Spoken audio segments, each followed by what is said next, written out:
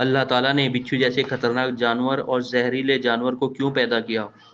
क्या बिच्छू का मकसद सिर्फ इंसानों को तकलीफ देना है या फिर भी इसमें कोई हिकमत छुपी हुई है?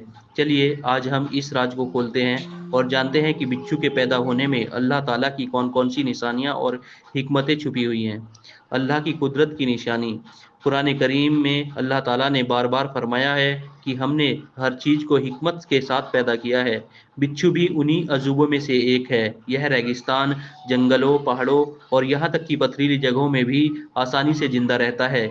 इसकी ज़िंदगी हमें सिखाती है कि अल्लाह ने हर हालत में और हर माहौल के लिए अलग अलग मखलूक बनाई है। सोचिए, इंसान बिना पानी और छाया के ज़्यादा देर नहीं रह सकता, लेकिन यह एक छोटा सा बिच्छू कई महीनों तक रेगिस्तान में जिंदा रह सकता है। क्या यह अल्लाह की कुदरत की निशानी नहीं है? नंबर दो, इंसान की आजमाइश और सब्र।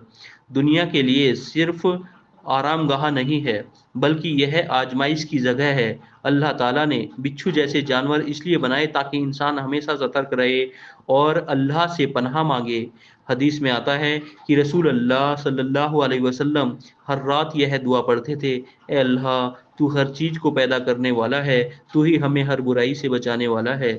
बिच्छू का होना इंसान को याद दिलाता है कि दुनिया में हर तरफ खतरे हैं और असली हिफाजत सिर्फ अल्लाह के पास है। नंबर तीन, तिब्बी और फायदे, साइंस का राज। अब बात करते हैं साइंस की।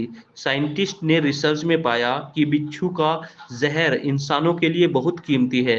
इसका इस्तेमाल कैंसर की दवाओं में होता है। इसका इस्तेमाल दर्द दूर करने वाली दवाओं में होता है। मेडिकल साइंस में इसकी कुछ बूंदें लाखों रुपए तक बिकती है। सोचिए, जो चीज हमें तकलीफ देती है अल्लाह ने उसी को इंसान के लिए इलाज का जरिया भी बना दिया।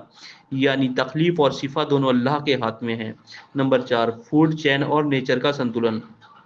बिच्छू को अगर सिर्फ खतरनाक समझकर खत्म कर दिया जाए तो यह नेचर का संतुलन बिगाड़ देगा।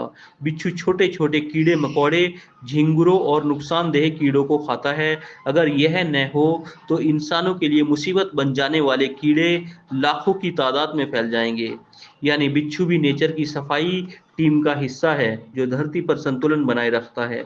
नंबर पाँच, इंसान को सबक और अल्लाह का खौफ।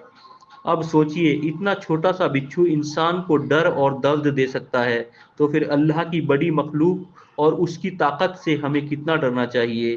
बिच्छू हमें याद दिलाता है कि इंसान चाहे कितना भी ताकतवर क्यों न हो, वह अल्लाह के आगे बहुत कमज़ोर है। कुरान में अल्लाह ने फरमाया, कमज़ोर है इंसान और ताकतवर है उसको पैदा करने वाला। नंबर छः, इल्म और इबरत।